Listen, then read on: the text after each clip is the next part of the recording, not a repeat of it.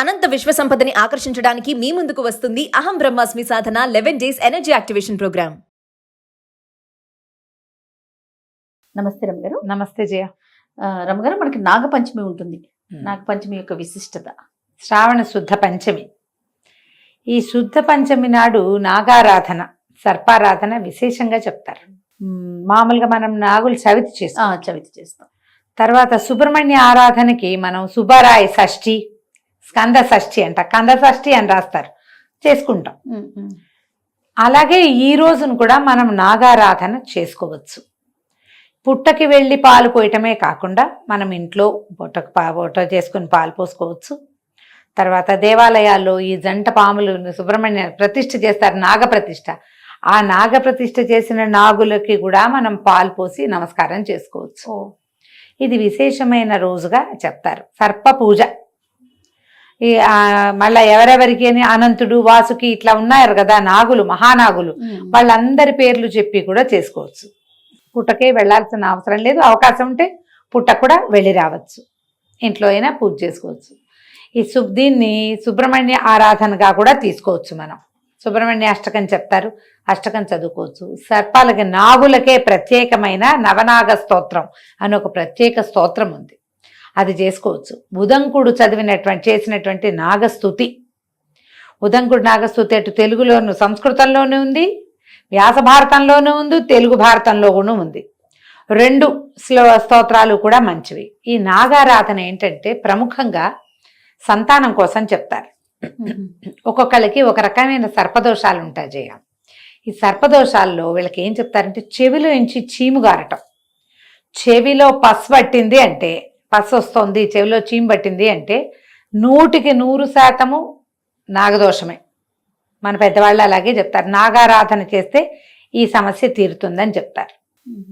ఒకటి, కలలో ఎప్పుడు పాములు కరుస్తున్నట్టు, వెంటబడుతున్నట్టు అట్లాంటిది ఏదైనా కనిపించినా కూడా, ఎప్పుడు తరచూ పాములు కనిపిస్తాయంటే నాగారాధన చేయాలి. ఫ్రాయిడ్ సిద్ధాంతం ప్రకారం తీరని కోరికలు పాముల రూపంలో కనపడతాయని చెప్తారు. మనవాళ్ళు ఏం చెప్తారంటే ఇది పూర్వ జన్మల నుంచి ఈ సంతానానికి సంబంధించిన శాపాలు ఏమైనా ఉంటే అవి సర్పాల రూపంలో మనకి దర్శనమిస్తాయని మన వాళ్ళ నమ్మకం. కొంతమందిని మనం ఆరాధన చేసిన తర్వాత కళ్ళలు పోయినాయి, చెవిలో చీమ్ తగ్గింది అని చెప్తారు. ఒళ్ళంతా పొడలుగా మచ్చలు వస్తాయి కొంతమందికి, వాళ్ళకు కూడా సర్పారాధన మంచిది. స్కిన్ ఇష్యూస్ వాళ్ళు సర్పారాధన చేయాలి. ఈ పుట్టమన్నుని తెచ్చి చెవికి పెట్టుకోమంటారు, అది చాలా విశేషమైన ఫలితం ఇస్తుందని, ఆరోగ్యానికి మంచిదని చెప్పబడుతుంది. దీనికి ఒక కథ కూడా, తమాషా చిన్న కథ ఒకటి చెప్తారు, నాగపంచమి కథ అని. ఒక రైతు పొలం దున్నాడట. ఆ పొలం దున్నినప్పుడు ఏమైంది, అక్కడ ఒక పుట్ట ఉండి ఆ పుట్ట ఇట్లా పైకి తెరిపిగా లేకుండా కొంచెం భూమిలోకి ఉంది. ఆ పాము గుడ్లు పెట్టిందట ఆ పుట్టలో. పిల్లలు పొదిగినాయి, చిన్న పిల్లలు పాకుతున్నాయి. ఈ రైతు పొలం దున్నినప్పుడు ఆ మొత్తం పాము పిల్లలన్నీ దాని కింద, నాగలి కింద నలిగిపోయినాయట. నలిగిపోతే ఆ పాము విపరీతమైన కోపం వచ్చిందట దానికి. వాళ్ళ ఇంటికి వెళ్ళి వాళ్ళ అంతు చూడాలని ఆ ఇంటికి వెళ్ళిపోయిందట. రైతు ఇంటికి వెళ్తే ఏమైందట, ఆవిడ పూజ చేసుకుంటుంది. ఆ రోజు నాగుల పంచమి అయ్యేసరికల్లా అనంత నాగుడికి పూజ చేస్తోంది ఇంటి ఆవిడ. వాళ్ళు బయటికి రాలా, లోపల తమ జాతి వాడే పెద్దవాడికి పూజ జరుగుతుంది కదా, సర్పం వేచి ఉందిట. తర్వాత లోపలికి వెళ్ళింది పూజ అయిపోయాక. వెళ్ళేసరికల్లా మొత్తం ఆహార పదార్థాలన్నీ స్వామివారికి నివేదన పెడతాం కదా, ఏం పెడతారు జనరల్గా, చిమ్మిరి, చలిమిడి, పాలు, టెంకాయ, పాలు, తేనె అవి నివేదన పెడితే సర్పం అవన్నీ తినేసిందట. తినేసరికి దాని ఆరాటం తగ్గింది, కొంత స్థిమితపడి దుఃఖంతో చెప్పిందట, నేను నా పిల్లల్ని అన్నిటి పోగొట్టేశారు మీరు, నేను ఇట్లా బాధపడుతున్నాను, ఆ దుఃఖంతో వచ్చా, కానీ ప్రసాదం తినేసరికి ఆవేగం కొంత తగ్గింది, కానీ నా సంతానం కోల్పోయానంటే అప్పుడు ఆవిడ అనంతుడిని ప్రార్థిస్తే అనంతుడు కొంత అమృతాన్ని అందించాడట ఆ చనిపోయిన పాము పిల్లలకి. సర్పాలన్నీ మళ్ళీ బతికినాయని ఒక కథ చెప్తారు. ఇదో కథ, ఎన్ని కథలు ఉన్నాయో. ఒక ఆవిడ ఎవరికో చెవిలోంచి పస్సు వచ్చేది, పాము వెన్నాడుతున్నట్టు కరుస్తున్నట్టు కలొచ్చేదట. చాలా సంపన్న గృహస్థులు, ఆవిడ చాలా మంచిది.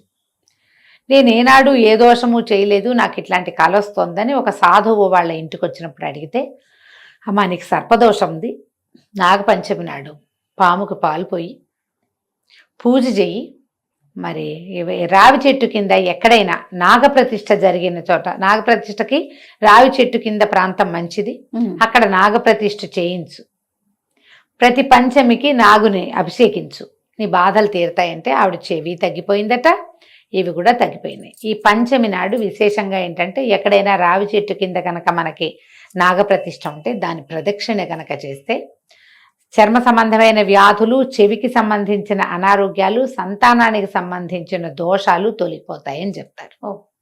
వీటిలలో మీరు ఏది కుదిరితే అది చేసుకోవచ్చు. ఎక్కువ ఇవన్నీ చేయలేం. పంచమి నాడు దేవాలయానికి వెళ్ళండి.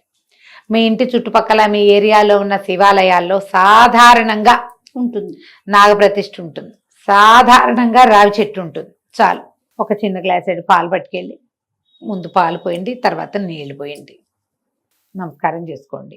బెల్లం కానీ, చలిమిడి కానీ, చిమ్మిరి కానీ, అరటిపండు కానీ నివేదన పెట్టచ్చు. అన్నీ పెడితే మరీ మంచిది, అధికసి అధికం ఫలం. ఇంత మాత్రమైనా నివేదన చేసి నమస్కారం చేసుకోండి.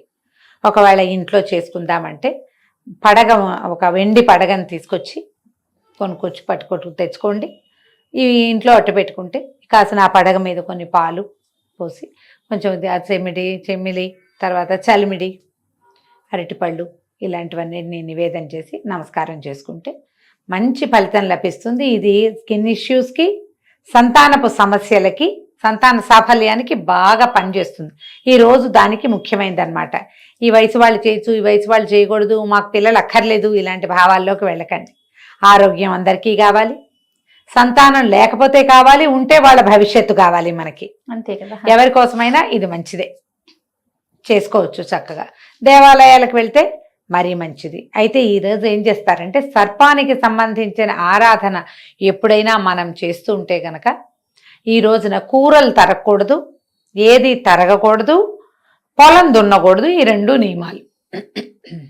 మీరు పూజ చేసుకునేటట్టయితే తరిగిన కూర తినద్దు, మీరు తరగద్దు. ఎందుకంటే ఇప్పుడు కూరలు అవి తరిగేటప్పుడు బెండకాయల్లోనో వంకాయల్లోనో చిన్న పురుగులు ఉంటే తరగబడతాయి, అవి కట్ అయిపోతాయి, అది మంచిది కాదు. అందుకని కూరలు తరగద్దు, తరిగిన కూర కూడా తినద్దు. ఇది నియమం. ఏముంది, పాలకూర తుంపి కూరల్లో వేసుకోవచ్చు, ఆలుగడ్డలు కుక్కర్లో పెట్టి ఉడికాక చక్కగా ఒలిచేసి చేసుకోవచ్చు, చామదుంపల కూర చేసుకోవచ్చు, పప్పు వండుకోవచ్చు, హాయిగా ముద్దపప్పు వండుకోవచ్చు. దాంట్లో ఒక ఆవకాయ మాత్రం నలుచుకోకూడదు, జ్ఞాపకం పెట్టుకోండి. తరుగుతాంగా ఆవకాయలు, ఆవకాయ ముక్కలు తరుగుతాం కదా, అలా కాకుండా ఏదైనా రోట్లో 2 టమాటాలు, పచ్చి టమాటాలు పచ్చడి చేసుకోవటము అట్లాంటివి ఏమైనా చేయొచ్చు. మీ ఏర్పాటు మీ వీలు వెంబడి చేసుకోండి. ఈ నాగుల పంచమి రోజున మీరు గనక ఉదంకుడి నాగస్తోత్రం చదివితే చాలా మంచి ఫలితం లభిస్తుంది. ఎవరైనా అంటే సంతానం కావాలనుకునే వాళ్ళు ఈ రోజును మొదలుపెట్టి వచ్చే సంవత్సరం నాగపంచమి దాకా చదవండి.